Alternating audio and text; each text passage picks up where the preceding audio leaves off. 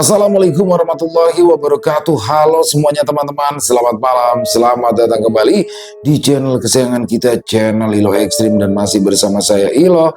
Dimanapun teman-teman berada, semoga teman-teman selalu dalam keadaan sehat walafiat, tanpa kekurangan satu apapun, amin amin ya robbal alamin. Dan pada kesempatan yang baik ini, saya akan membawakan satu kisah dari Serapina. Wow, dan kisah dari Serapina ini adalah kisah Ayu Ningtyas atau biasa dipanggil Tias Ningtyas ya. Dan ini kisahnya berlanjut ternyata teman-teman ya. Setelah di episode kemarin, setelah meninggal dunianya ibunya Ningtyas, yaitu istri dari Parman.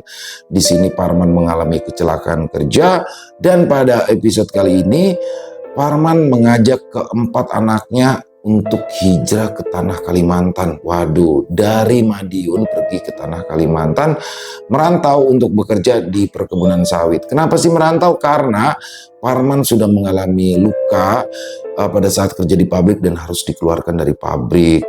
Nah, ini buat teman-teman biar nggak bingung ya. Jadi Parman itu punya 4 orang anak, yaitu yang pertama Nanda, cewek umur 16 tahun, lalu ada Bagus dan Adi, dan jaraknya 2 tahun 2 tahun nih. Yang paling jauh Ningtyas si bungsu, yaitu berumur 6 tahun. Tapi Ningtyas punya kekuatan yang berbeda, punya kekuatan gaib, punya kemampuan yang tidak semua orang miliki, dan sudah dilatih oleh kakeknya untuk bisa membantu orang. Wah, makin seru aja. Kali ini apa yang akan dilakukan Ningtyas di tanah Kalimantan? Tapi sebelum kita masuk ke dalam kisahnya, buat teman-teman mungkin yang belum subscribe channel Ilo Ekstrim, bisa diklik dulu tombol subscribe-nya. Jangan lupa lonceng notifikasinya juga dinyalakan, agar teman-teman selalu mendapatkan notifikasi dari konten-konten yang akan kami upload selanjutnya. Dan untuk channel Ilo Ekstrim kami upload setiap hari teman-teman ya, setiap malam jam 7 malam waktu Indonesia bagian Barat. Gak pakai berlama-lama lagi, pasti udah gak sabaran kan untuk masuk ke dalam kisahnya. Kita langsung saja masuk ke dalam kisahnya. Bodoh horor. Misteri pesugihan si mandor sawit. Kisah Ningtyas. Perjalanan yang panjang itu belum berakhir. Kelimanya masuk ke dalam mobil yang telah menunggu mereka keluar dari bandara dan bersiap untuk 6 jam perjalanan darat yang akan ditempuh dengan susah payah. Selamat tinggal tanah Jawa, karena sekarang Ningtyas dan yang lainnya telah sampai di Kalimantan Timur, di Kutai Timur, tepatnya di Desa Sawit Makmur. Dika adalah sepupu Parman dari pihak ibunya yang berasal dari Jawa Timur, tetapi Dika telah merantau sejak lulus sekolah. Dika juga seumuran dengan Parman, tapi ia belum menikah dan masih tinggal di mes. Dan karena Parman membawa anak-anak, mandor mereka memberikan keringanan dengan memberikan rumah dinas kecil yang ada di depan rumah mandor yang memang tidak digunakan. Matahari mulai tenggelam. Pukul 6 sore, mereka tiba di jalanan desa. Jalanan yang awalnya aspal, kemudian berganti menjadi jalanan hutan yang penuh bebatuan kecil. Sepanjang perjalanan, hanya ada pohon-pohon sawit yang besar dan menjulang. Sinar jingga senja berganti dengan kegelapan menyelimuti pohon-pohon sawit dengan kesunyian. Di antara semua itu, Ningtyas membuka kaca jendela, melongokkan kepalanya keluar, dan mengamati semuanya dengan matanya yang istimewa. Wah, ada pohon-pohon besar. Ningtyas menjerit sambil menunjuk pohon-pohon sawit dengan wajah sumringah. Ini adalah hal yang baru baginya setelah naik pesawat dan memasuki hutan sawit. Nanda duduk di kursi tengah bersama Parman, dan Ningtyas yang memaksa duduk di samping jendela. Adi duduk di depan dengan Dika, sedangkan Bagus duduk di belakang tidur dengan damai, bahkan suara ngoroknya terdengar seisi mobil. Ningtyas yang awalnya sangat bersemangat dengan pohon kelapa sawit yang ia lihat, perlahan menundukkan kepala, menyembunyikan diri dari jendela. Nanda yang sedari tadi memegangi perut adiknya itu menoleh heran. Tiba-tiba banget diem. Kenapa? Tanya Nanda sembari menyisir rambut panjang Ning Tias yang dikuncir tidak karuan. Oh papa, cuma ada yang lompat-lompat aja di sana. Kecil, matanya merah. Dari tadi ngikutin mobil kita, kata Ning Tias sesekali melongok ke arah kaca memastikan sosok kecil bermata merah itu tidak lagi mengikutinya. Namun ketika ia mengintip perlahan, makhluk itu ternyata telah menunggu di pinggir jalan. Ning Tias terpaku sejenak. Mobil seakan berjalan melambat, membiarkan Ning Tias menatap mata merah itu seolah melakukan sesi perkenalan. Sosok kecil itu bukanlah monyet atau hewan kecil lainnya, tetapi orang kerdil yang kecil dan berwajah tua. Ning Tias pernah melihatnya dari buku fiksi yang dibaca oleh Adi, tetapi makhluk ini lebih menyeramkan. Dengan mulut lebar, telinga panjang, kaki kecil tertekuk, serta punggung yang melengkung. Jangan lupakan, matanya yang merah seolah mengamati Ning Tias tajam. Waktu surup adalah waktu krusial bagi seseorang yang memiliki keistimewaan seperti Ning Tias. Bau harumnya menyapu seluruh area perkebunan sawit, mengumpulkan semua makhluk yang tertarik dengan aromanya yang begitu lezat. Gabungan tulang wangi dan indigo bukan hal yang bisa disepelekan begitu saja. Parman yang sedari tadi berbicara dengan Dika tentang pekerjaan mereka, tiba-tiba saja melirik ke arah jendela dan langsung menjerit tertahan dengan apa yang ia lihat dari balik jendela mobil. Segera saja Parman menoleh ke arah Ning Tias yang tubuhnya kaku. "Ning Tias," panggil Parman menyentak lengan kecil anak bungsunya itu. "Kamu gak apa-apa?" tanya Nanda dengan khawatir. Parman mengangkat anaknya ke atas pangkuan dan mengusap wajahnya berkali-kali. "Sudah, tidak ada yang akan ganggu. Kamu kan kuat." Adi yang ada di depan langsung menoleh ke belakang, lalu memberikan sebotol minuman miliknya yang langsung diterima oleh Parman dan ia berikan pada Ning Tias. Nanda menepuk punggung adiknya lembut. Meskipun dia tidak tahu apa yang terjadi, yang pastinya itu tidak jauh dari hal-hal seram yang tidak bisa ia lihat. Dika yang hanya bisa melirik dari kaca spion perlahan mengerti apa yang terjadi karena ia tahu jika keponakannya itu bisa melihat sesuatu yang tidak bisa orang awam lihat. Disapa sama penunggu kebun ya? Tenang aja, mereka nggak akan ikut kok. Mereka memang suka iseng nunjukin diri pada orang baru. Tapi ingat satu hal ya, kalau kalian melihat atau mendengar nama kalian dipanggil di malam hari di antara pohon sawit, jangan pernah ke sana apalagi menyahuti panggilannya. Dika mulai menjelaskan apa saja yang ada di sini. Di sini hutannya sudah tua. Jadi kalau kalian merasa awas sekitar tiba-tiba senyap dan tenang, itu artinya kalian harus waspada. Karena mungkin saja mereka tengah berjalan-jalan di sekitaran sini. Ya, seperti saat ini. Itu benar. Di sekeliling mereka hanya ada pohon sawit yang tenang dan sepi, sangat berbeda saat mereka masih tinggal di Madiun sana. Beberapa menit kemudian, mereka pun sampai di rumah dinas yang minimalis. Parman menyenggol lengan Nanda dan berkata, "Rumahnya kecil, kamu gak bakal capek. Nanti adik ayah suruh bantuin kamu ya." Penuturan ayahnya hanya dibalas dengan dengusan oleh Nanda. Ia menggendong adik bungsunya masuk ke dalam rumah dan Dika segera menunjukkan kamar yang akan ia gunakan bersama Ning Tias. Parman, Bagus dan Adi membawa semua barang-barang dari mobil ke dalam rumah. Bagus yang belum sepenuhnya bangun, berulang kali kakinya tersandung oleh anak tangga kecil menuju teras dan terjatuh.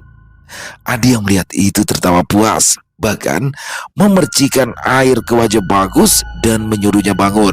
Setelahnya, pertengkaran pun tak bisa dihindari. Parman hanya bisa menggelengkan kepala sambil mengangkut kardus yang paling besar yang merupakan isi baju-baju dan boneka milik Ning Tias. Dika yang baru keluar rumah langsung membantu Parman membawa kardus tersebut masuk ke dalam rumah. Terima kasih banyak ya Dik, kamu sudah mau kasih aku kerjaan, mau jemput kami semua, bahkan mempertimbangkan rumah untuk anak-anakku, ucap Parman dengan wajah sungkan. Lebay, balas Dika seraya mendekat dan menepuk bahu sepupunya itu. Ojo lali, aku itu kesini pakai uang siapa coba? Semua ini gak ada artinya buat uangmu yang aku pakai. Insya Allah akan aku kembalikan semuanya nanti. Dah, gak usah perlu dibalikin. Kamu ini sudah aku anggap adik sendiri dan aku ikhlas uangku untukmu. Ya kalau gitu kamu gak usah ngomong-ngomong terima kasih mulu dong. Panas juga ini telingaku. Hahaha, balas Dika dengan tawa kencang. Parman balas merangkul pundak Dika dan mereka duduk di lantai yang telah dipasangi karpet tipis. Mereka kemudian kembali membahas tentang pekerjaan, membiarkan Adi dan Bagus yang malah main air dari pancuran yang ada di depan rumah. Nanda keluar setelah memastikan Ning Tias tidur di dalam kamar. Ketika dia melihat Bagus dan Adi yang basah kuyup di depan rumah, kemarahannya langsung menyala. Keduanya dilempar sandal oleh Nanda dan menyuruh keduanya mandi sekalian di sana, yang menuai protes dari dua remaja laki-laki itu karena malu. Ketau malu kenapa masih main air? Nanti kalau Tias tahu, dia juga bakalan ikut main air malam-malam. Parman menjaga Dika yang akan ikut campur dengan anak-anak di luar. Tenang aja, biar Nanda yang nangani mereka. Itu udah biasa. Kalau aku yang marah, mereka nggak bakal dengerin. Laki-laki lajang itu tergelak dan tertawa kecil seraya mengintip pada tiga keponakannya tersebut. Oke. Lebih baik kita bahas tentang sekolah mereka aja ya. Ya, itu juga yang mau aku bahas. Pukul 8 malam, Ning Tias merasa kakinya ditarik-tarik pelan.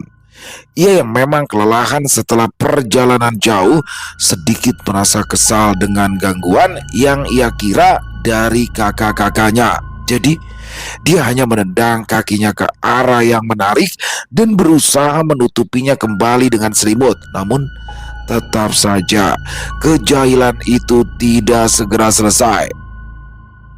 Dengan rasa kesal dan ingin menangis karena tidurnya terganggu, Ning Tias membuka mata dan baru akan melayangkan pukulan pada kakak yang menjahilinya sedari tadi. Akan tetapi yang dia lihat di depan sana justru bukan kakak-kakaknya, melainkan sesosok makhluk kerdil bermata merah yang tadi ia lihat sepanjang perjalanan di kebun sawit. Spontan, gadis kecil itu melemparkan selimut yang ia pakai dan menjerit, "Ayah!"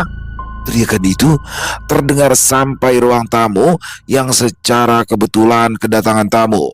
Nanda menghentikan ayahnya yang akan beranjak dari sana dan memberikan kode agar ia saja yang menghampiri dan melihat Ning Tias di dalam sana. Parman menganggukkan kepalanya dan menatap tidak enak pada seseorang yang bertamu itu. Maaf Pak Damar, anak bungsu saya itu memang terkadang suka rewel kalau di tempat baru. Pak Damar adalah mandor yang mengizinkan Dika untuk memberikan rumah dinas kecil pada Parman dan anak-anaknya. Laki-laki parubaya itu masih terlihat bugar dengan kumis tebal dan rambut pelontos. Matanya menyipit ketika tersenyum dan menganggukkan kepala untuk memaklumi. "Oh, tidak apa Parman. Memang anak kecil selalu rewel dimanapun dan kapanpun." Adi yang duduk di sebelah Bagus dan ayahnya sama sekali tidak tertarik dengan apa yang sedari tadi mereka bicarakan. Dia malah ingin sekali pergi dari sana dan segera tidur. Rasa-rasanya pinggulnya terasa mau copot karena perjalanan yang jauh.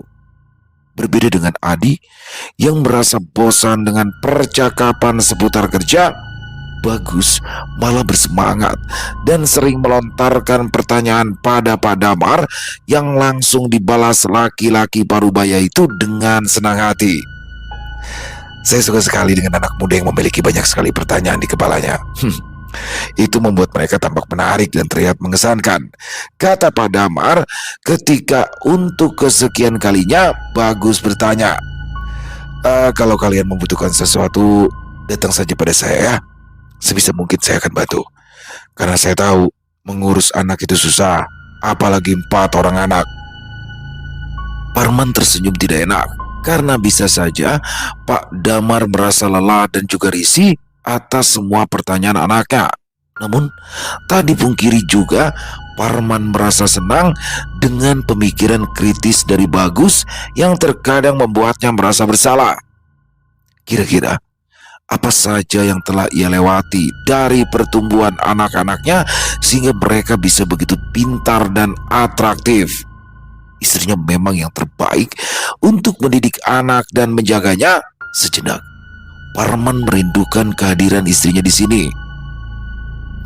Suara tangisan Ningtyas tidak kunjung selesai. Bahkan kali ini lebih keras ketika Nanda menggendongnya keluar kamar menuju ruang tamu. Parman segera berdiri dari duduknya dan meminta maaf sekali lagi pada Pak Damar.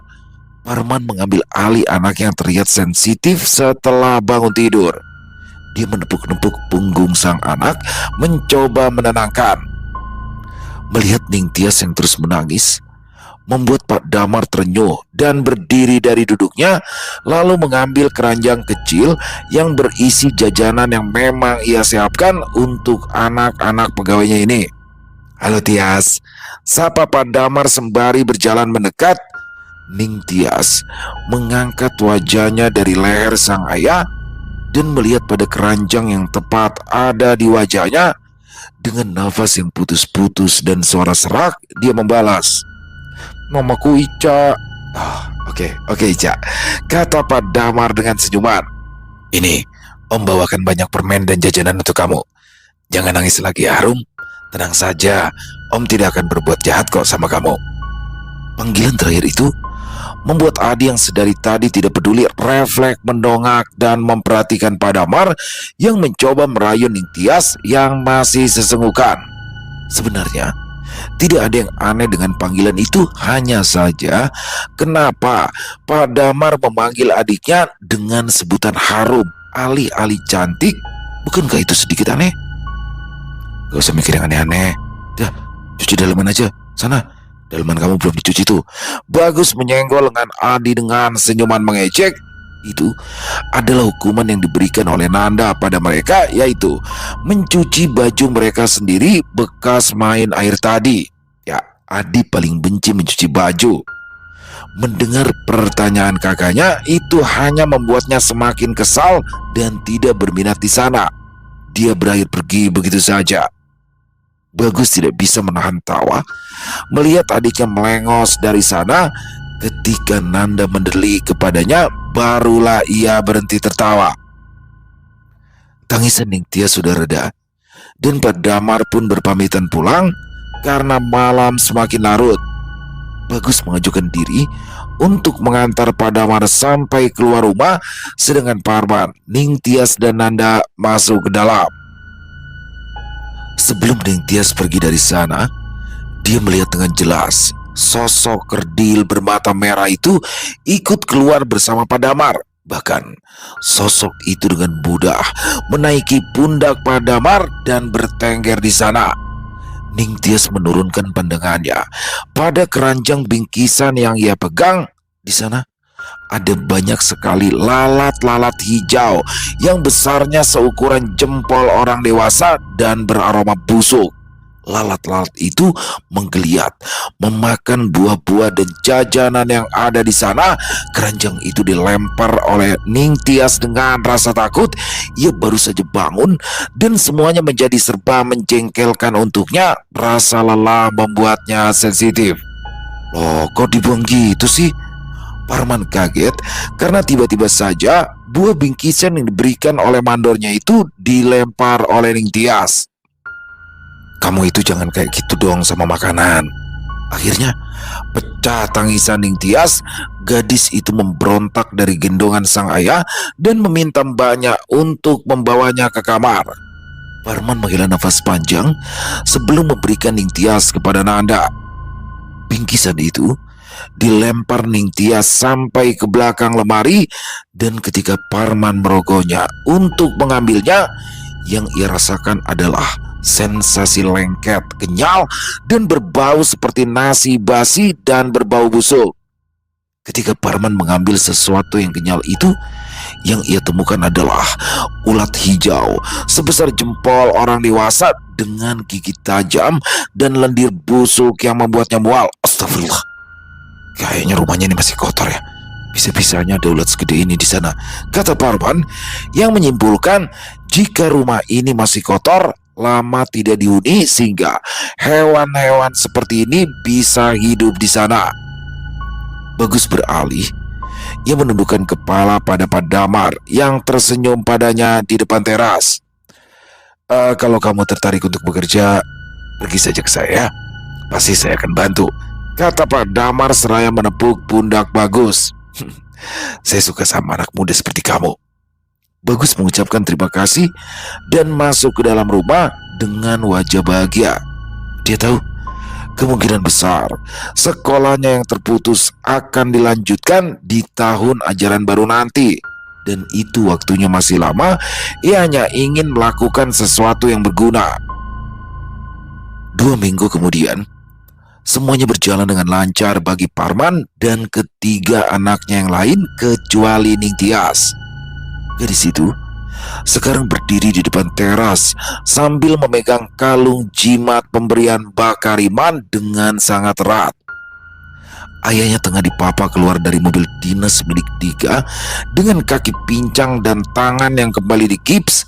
Adi, yang tadinya berdiam diri membaca buku di dalam kamar, langsung keluar dan membantu sang ayah.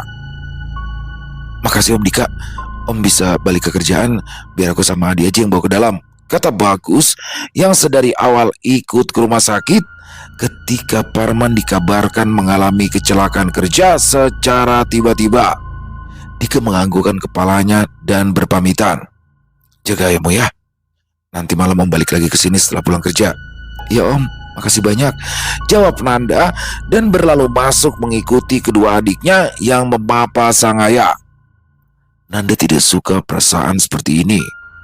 Setiap kakinya melangkah masuk ke dalam rumah, ia selalu merasakan kekhawatiran yang berlebihan dengan kehidupan mereka saat ini. Ya, dia tidak betah dan tidak nyaman berada di rumah ini. Ketika semuanya sudah pergi, Ningtyas masih terpaku di sana, menatap sesosok makhluk tinggi besar, matanya bulat berwarna merah dan taringnya panjang sampai ke dagu. Badannya berbulu hitam lebat, tengah berdiri di depan gerbang rumah. Ia hanya berdiri tanpa bisa masuk ke dalam karena Ningtyas telah membacakan doa pelindung yang cukup kuat, ajaran dari Bakariman. Bau makhluk itu kuat sekali, seperti bau minyak yang dicampur dengan daging gosong. Mau apa kamu? Kalau mau nyakitin ayah, mendingan kamu pergi. Ningtyas merasakan kedua tangannya bergetar karena benturan energi yang sangat kuat. Namun, ia tetap harus percaya diri jika makhluk itu tidak akan berani mengganggu karena mereka itu rendah dan ia yang paling tinggi derajatnya. Ningtyas tidak tahu makhluk apa itu, tapi sekilas seperti sosok genderuwo yang pernah mengikuti ayahnya dulu di pabrik tempat bekerja yang lalu. Sosok makhluk hitam berbulu lebat itu menjulurkan lidah panjangnya. Tubuhnya menelungkup dengan kepala terayun-ayun ke kanan dan kiri, seakan tengah bersiap untuk menerjang tameng transparan yang menahannya. Selain sosok hitam berbulu lebat itu, ada sosok lain yang Ningtyas lihat, yaitu sosok nenek-nenek berkebaya kuning yang berdiri membungkuk dengan tongkat tepat di samping gerbang, seolah memberikan peringatan pada sosok hitam itu untuk tidak masuk ke dalam sana. Ningtyas menelan ludahnya gugup. Kakinya perlahan mundur dan masuk ke dalam rumah. Pintu ia kunci dan berlari masuk ke dalam kamar sang ayah. Parman menjelaskan kalau dia baik-baik saja dan bisa bekerja besok seperti biasa, tetapi Bagus tampaknya tidak setuju. Remaja yang tahun ini berumur 16 tahun itu maju dan berkata, "Aku bisa kok gantiin ayah untuk kerja sementara." Mendengar itu, Nanda yang baru kembali dengan teh hangat pun melirik. "Nggak ada yang kerja. Ayah memang masih sakit. Jadi nggak apa-apa, nggak perlu kerja. Kamu juga nggak perlu kerja. Bagus. Kata Om Dika tadi, ayah kan diberikan libur sebentar. Tapi, Kak, kalau ayah nggak kerja, uang dari mana kita makan? Uang tabungan ayah pasti sudah terkuras habis untuk pergi ke sini kan? Ini hidup kita yang baru, dan aku juga ingin melakukan sesuatu yang baik. Aku tahu, ini memang bukan tanggung jawabku, tapi secara tidak langsung tanggung jawab itu beralih padaku kan?" Bagus menyorakan suaranya sebelum yang lain membantahnya. Adi menutup bukunya dan berdiri sejajar dengan Bagus di depan ranjang sang ayah. "Kalau gitu aku juga ikut." "Adi, kalau Mbak bilang gak ada yang kerja, gak ada.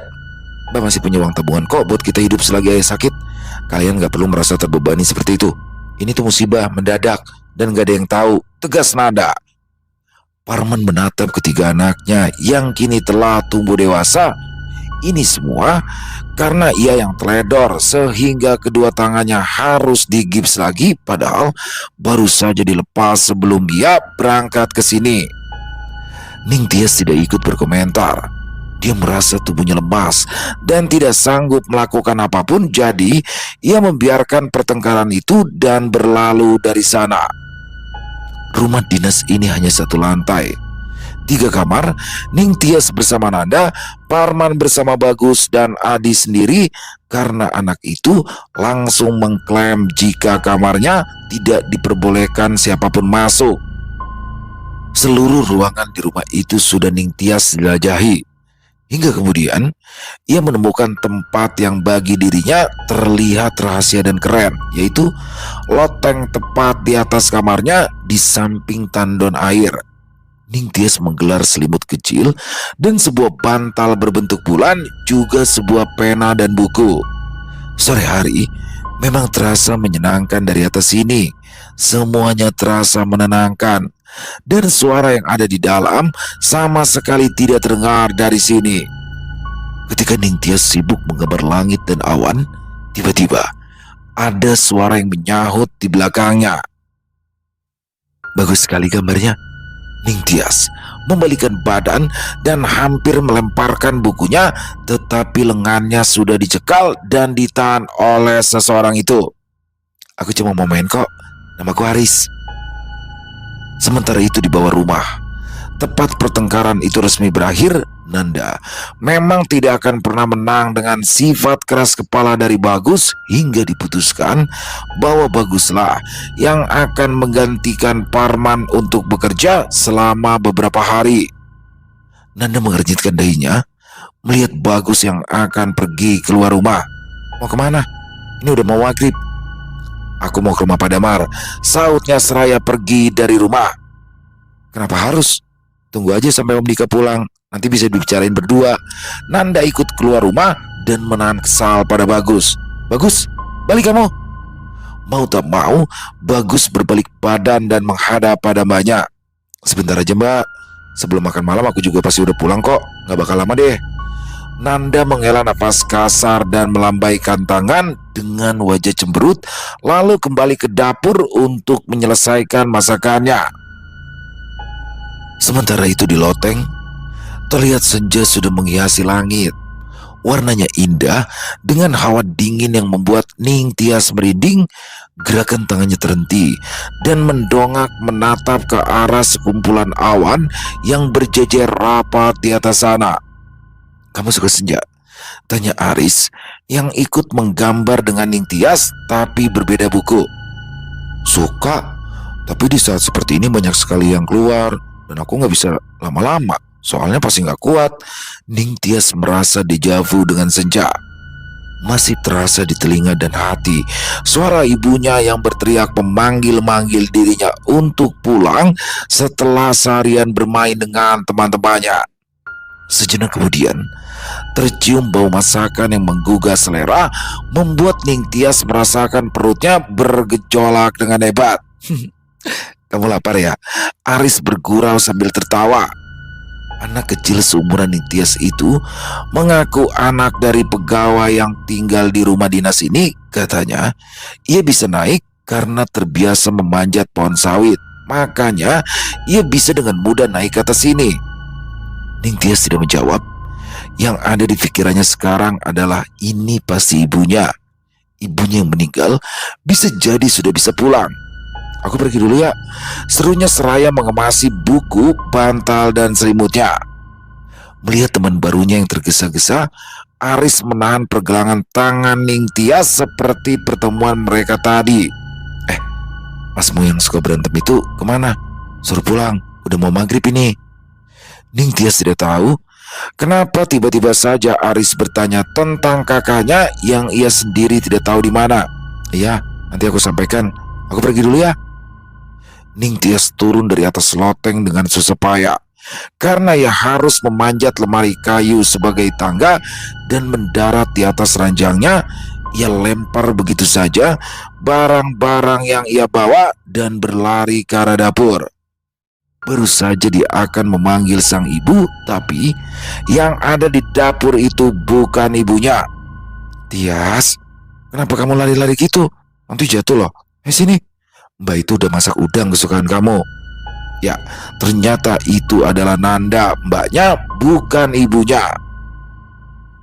Pundak Ningtyas lunglai dan berbalik arah, masuk kembali ke kamarnya. Nanda yang melihat itu hanya bisa menatap heran dan kembali meneruskan masakannya. Dia berpikir Ningtyas kesal karena dimarahi, biarlah nanti akan coba ia bujuk. Ningtyas yang kepalang kecewa hanya bisa menangis di dalam kamar merindukan sang ibu sehingga melupakan pertanyaan untuk menyuruh Mas Bagusnya segera pulang. Entah kenapa di matanya semua orang seperti melupakan sang ibu, tidak seperti dirinya yang masih berharap atas kepulangan sang ibu setelah meninggal.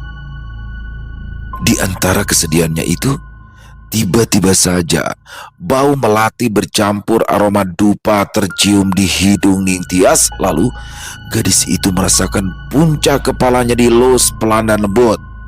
Anak cantik, tidak perlu bersedia sayang, ucap suara itu yang terdengar sangat lembut, mendayu dan menenangkan hati Ningtyas. Ketika Ningtyas mengangkat wajahnya dari bantal, dia melihat seorang wanita yang berbaju putih, rambutnya panjang, tengah duduk di samping ranjang dengan mengelus rambutnya. Sedih sekali Ningtyas sekarang.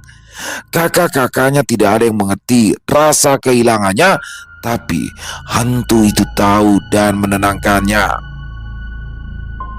Matahari telah tenggelam dan Bagus baru tiba di depan pekarangan rumah dinas milik Pak Damar. Bagus terkagum-kagum dengan rumah besar dan mewah ini yang berbanding terbalik dengan rumahnya. Pagar tinggi dan punya kolam ikan yang cukup luas. Baru saja dia akan memencet bel gerbang dari teras, dia melihat Pak Damar melambaikan tangan menyuruhnya langsung masuk. Seperti tahu apa yang ingin Bagus sampaikan, Pak Damar hanya menganggukkan kepalanya. Kalau kamu memang mau bekerja untuk menggantikan ayahmu, ya saya akan dengan senang hati menerima, ucapnya menyambut Bagus dengan senyum sumringah. Ini sudah masuk waktu makan malam. Bagaimana kalau kamu ikut makan malam dengan saya? Soalnya saya selalu makan malam sendirian. Tidak ada hal yang harus membuat Bagus menolak ajakan makan malam dari Pak Damar. Malam itu ia makan dengan sangat lahap. Apapun yang ada di meja makan rumah Pak Damar, melupakan perkataannya pada sang mbak jika ia akan pulang sebelum makan malam. Begitulah awal dari Bagus yang keesokan harinya langsung ikut bekerja dengan Pak Damar. Seminggu kemudian, Pak Parman sudah bisa berjalan lebih baik dan gips di lengannya sudah bisa dilepas karena memang tidak terlalu parah.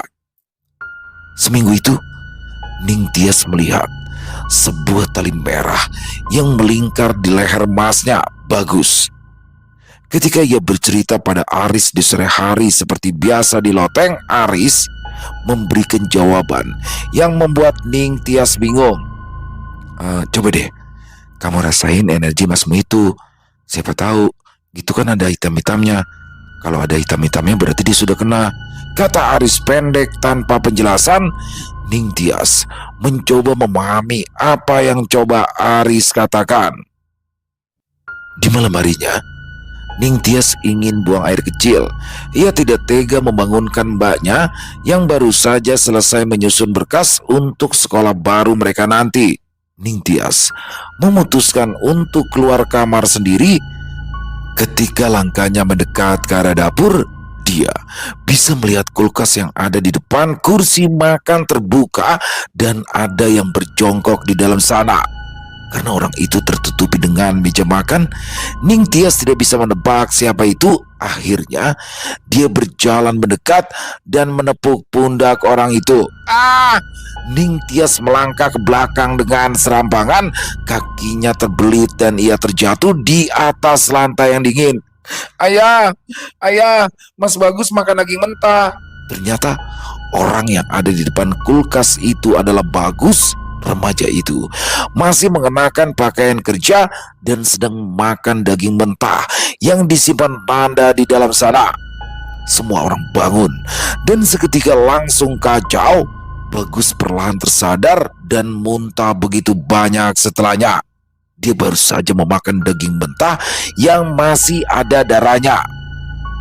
Keesokan harinya, Parman sudah mencoba membujuk untuk Bagus berhenti kerja, tapi ia masih tetap ngotot meskipun tubuhnya sangat lemas dan tampak tidak bertenaga.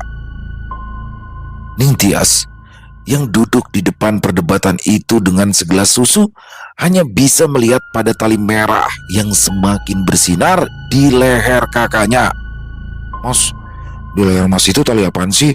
Kok merah-merah gitu deh? Spontan, Bagus yang akan berangkat bekerja meraba lehernya dan tidak menemukan apapun. Apaan sih kamu? Lindur ya? Pertanyaan dari Ning Tias itu tidak Bagus tanggapi. Remaja itu bergegas pergi bekerja dan menganggap jika Ning Tias hanya berhalusinasi. Ketika Bagus sampai di tempat kerja dan akan mulai bekerja, tiba-tiba saja Pak Damar mendekatinya dan memberikan uang gaji di muka untuknya. Loh, kenapa sekarang Pak? Tanya Bagus bingung. Ini karena kamu sudah bekerja keras. Sudah, terima saja. Buat jajan kamu sama adik-adik kamu ya. Semoga ayah kamu cepat sembuh. Beberapa hari kemudian, semuanya tetap pada tempat dan berjalan seperti biasa. Pagi ini, Nanda merasa perasaannya tidak enak. Sejak bangun subuh tadi, dia memasak dan mulai mempersiapkan sekolah. Dia bolak-balik mengecek ke kamar, memastikan semua anggota keluarganya lengkap dan baik-baik saja. Dia bahkan memperingatkan Bagus untuk segera pulang setelah bekerja. Rupanya, rasa khawatir juga terasa membara di dada Ning Tias. Apalagi ketika waktu jam pulang kerja sudah lewat, tapi Bagus belum juga pulang. Nanda dan Adi tidak bisa tinggal diam. Begitu juga dengan Parman. Sudah kamu telepon Om Dika, Nan? Tanya Parman pada sang anak. Sudah ya, Om Dika malah bilang kalau Bagus hari ini nggak kerja. Nanda mengecek ponselnya berulang kali, berharap Bagus akan menghubunginya. Parman merasa otaknya tidak bisa bekerja dengan baik. Dia melihat anak bungsunya yang hanya diam di samping tanpa melakukan apapun. Dok, Ning Tias, kamu tahu nggak Mas Bagus di mana? Kamu bisa lihat. Adi dan Nanda mendekati Ning Tias yang memasang wajah serius. Ning Tias memejamkan mata, merapalkan doa singkat dan mencoba mencari tahu di mana kakaknya. Karena sebelumnya dia sendiri belum pernah melakukan hal semacam ini. Ada di gudang, gelap, depan rumah yang punya pagar tinggi dan kolam ikan besar, ucap Ning Tias sembari membuka matanya. Di mana itu? Ya, itu adalah pertanyaan yang terbesit di kepala mereka semua.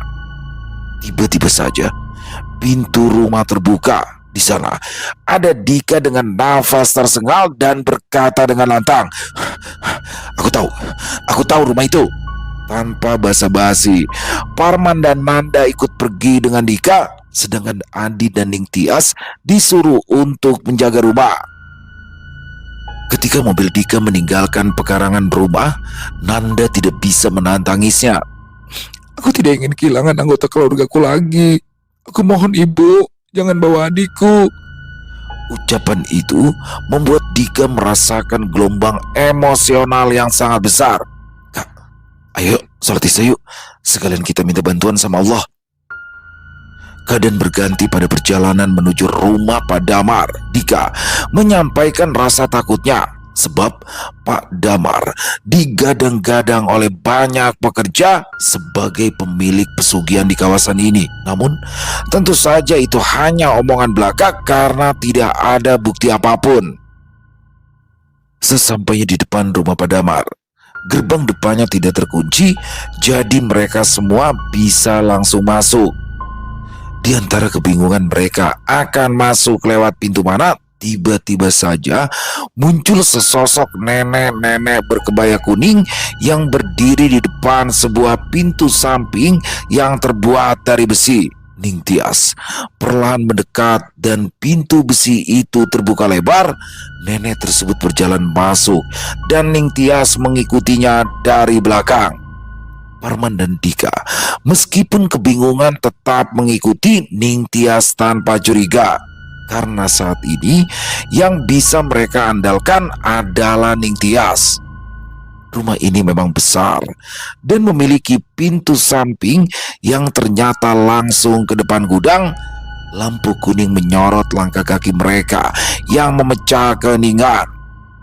Udara dingin menusuk, membuat Dika menelan ludah susah payah karena takut.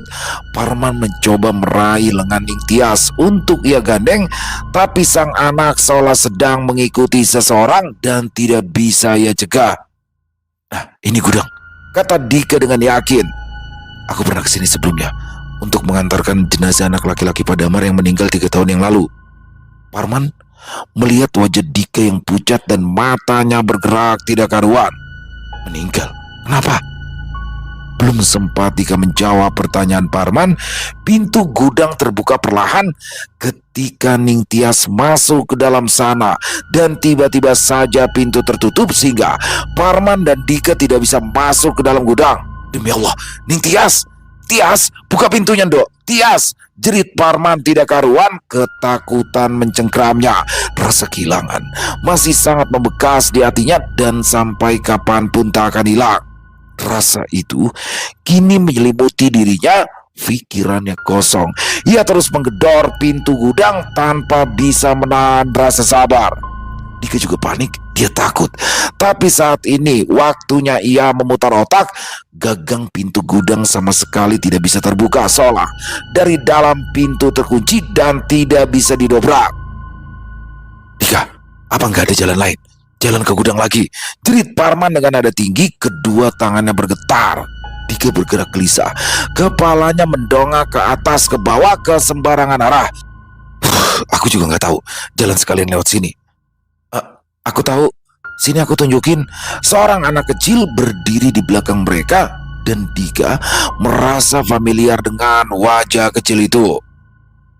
Ketika pintu gudang tertutup dan menyisakan Ningtyas yang ada di sana, ruangan itu hanya sepetak dengan lampu kuning yang ada di bagian tengah. Langit-langit berbau karat bercampur amis. Terasa sesak, dingin dan berat. Di bawah temaram itu, Ningtyas bisa melihat dengan jelas semua orang yang ada di dalam sini. Di pojok sana ada kakaknya yang tergeletak dengan kedua kaki dan tangan terikat, duduk bersandar pada dinding dan mulutnya tersumpal kain. Tali merah itu masih menyala di lehernya. Nenek berkebaya kuning itu kini berdiri di depan Ningtyas. Pandangan mereka terarah pada 3 manusia kerdil yang berlarian dengan mulut terbuka, ludahnya mengalir di sela-sela bibir dan senyum yang mengejek. Lalu di belakang 3 sosok kerdil itu ada sosok tinggi besar berbulu lebat yang sebelumnya menunggu di depan gerbang rumah. Itu apa? Tanya Ningtyas. nenek itu berjalan mundur di samping Ning Tias. Itu namanya Maryaban.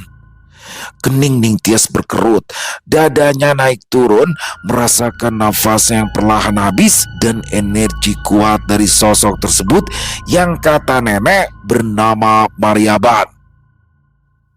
Ayo Ning Tias, sekarang putuskan tali merah yang mengikat leher kakakmu, lalu hancurkan pengikat tumbal dan buang pesugihan itu pada pemiliknya. Nenek itu menatap tajam pada Ning Tias yang pucat pasi. Maju ayo Ning Tias, jangan pernah takut, dia bukan tandinganmu, ayo lawan dia.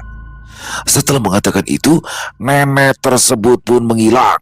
Ning Tias berjalan mendekat dengan tangan yang terkepal. 3 sosok kerdil itu perlahan mundur. Ketika Ning Tias maju tanpa takut, bibirnya terus membaca doa, memukul mundur makhluk-makhluk hina itu dengan tamparan keras.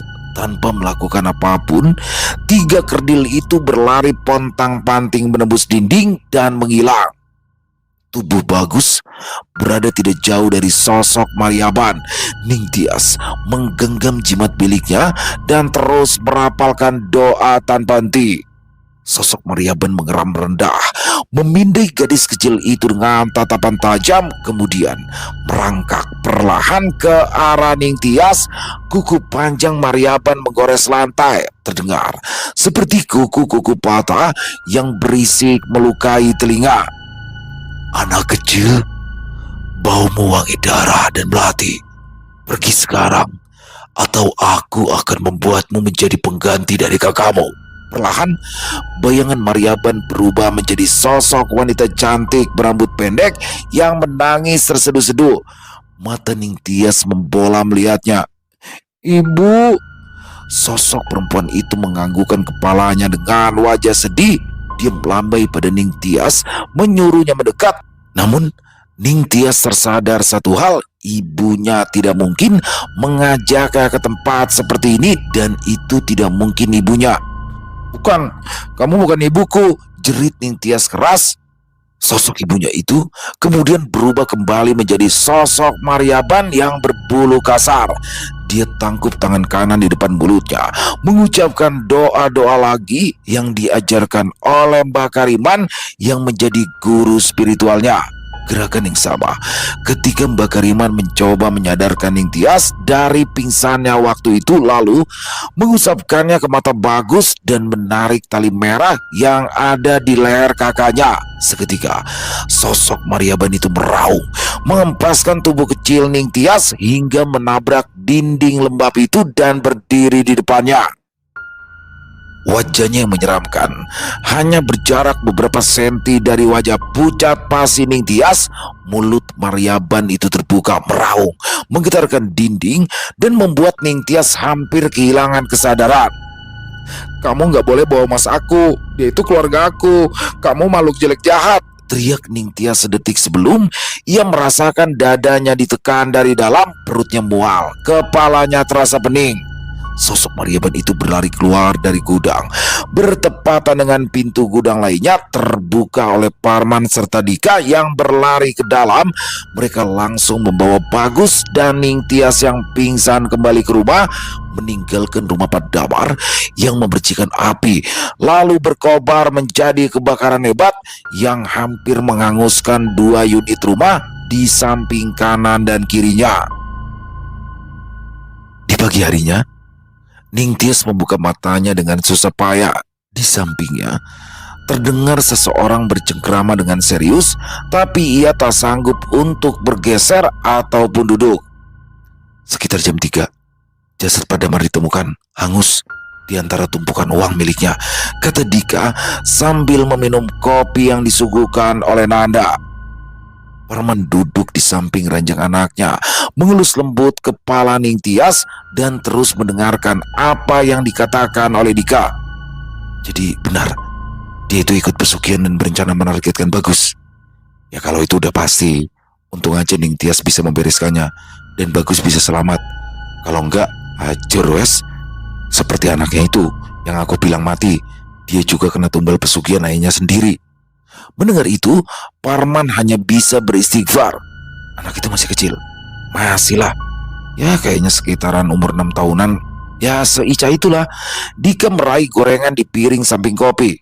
Namanya siapa? Tanya Parman. Namanya Aris. Pagi datang dan Ningtyas terbangun dari tidur. Di sampingnya ada Bagus yang memijat kaki kecilnya dengan lembut. Mas Bagus. Bagus mendekatkan diri pada Ningtyas dan memeluk sayang adik kecilnya. Maaf ya, Mas ngedengerin kamu kemarin sampai semua ini akhirnya terjadi.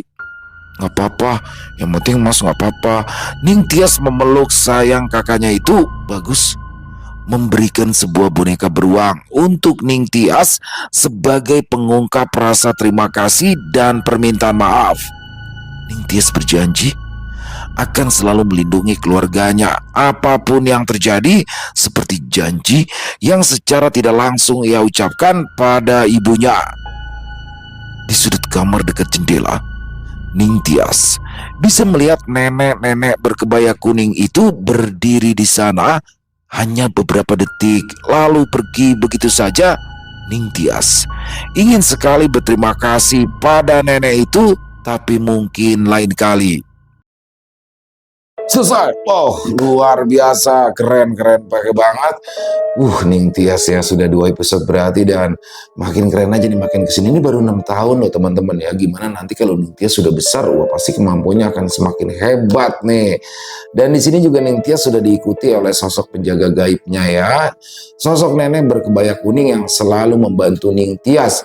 Hingga pada akhirnya Ningtyas bisa menyelamatkan keluarganya dari, terutama kakaknya ya, dari cengkraman si mandor sawit. Wah kurang ajar banget. Dia ingin menumbalkan kakaknya Ningtyas, tapi ya alhamdulillah berhasil diselamatkan berkat petunjuk dari Ningtyas. Jadi nggak sabaran nih untuk Ningtyas besar, pastinya akan lebih seru lagi kisahnya nih. Apakah Ningtyas tetap akan berada di Kalimantan ketika sudah dewasa nanti, ataukah dia akan pulang ke Madiun, Jawa Timur? Oke, ini patut ditunggu nih. Salah satu kisah favorit terbaru ya, kisah Ningtyas dari Serapina ini. Dan sekali lagi Serapina, terima kasih banyak. Ditunggu lagi untuk kisah Ningtyas selanjutnya. Mari kita ambil saja hikmah yang baik-baiknya dari kisah barusan dan kita buang yang buruk-buruknya. Buat yang suka dengan videonya, dengan kisahnya, bisa diklik tombol like-nya, tombol jempolnya, boleh juga dong dibantu di-share kali videonya ini ke teman-teman yang lain agar juga ikut merasa terhibur. Dan jangan lupa tombol hype-nya diklik juga ya teman-teman ya. Dan buat teman-teman yang punya komentar lain, yang punya pendapat lain tentang kisah barusan, bisa menuliskannya di dalam kolom komentar. Ataupun hanya sekedar saling menyapa, silakan. Insya Allah kami akan menjawabnya satu persatu. Di akhir kata, saya Ilo mengucapkan permohonan maaf apabila mungkin dalam pembawaan kisahnya barusan ada kata-kata saya yang salah, ataupun ada kata-kata saya mungkin yang kurang berkenan. Saya mohon dibukakan pintu maaf yang seluas-luasnya. Sampai berjumpa lagi di konten-konten kami selanjutnya yang pasti tidak kalah ngerinya, pasti tidak kalah seramnya. Masih bersama saya Ilo di channel Ilo Ekstrim. Salam sehat selalu untuk kita semua. Wassalamualaikum warahmatullahi wabarakatuh.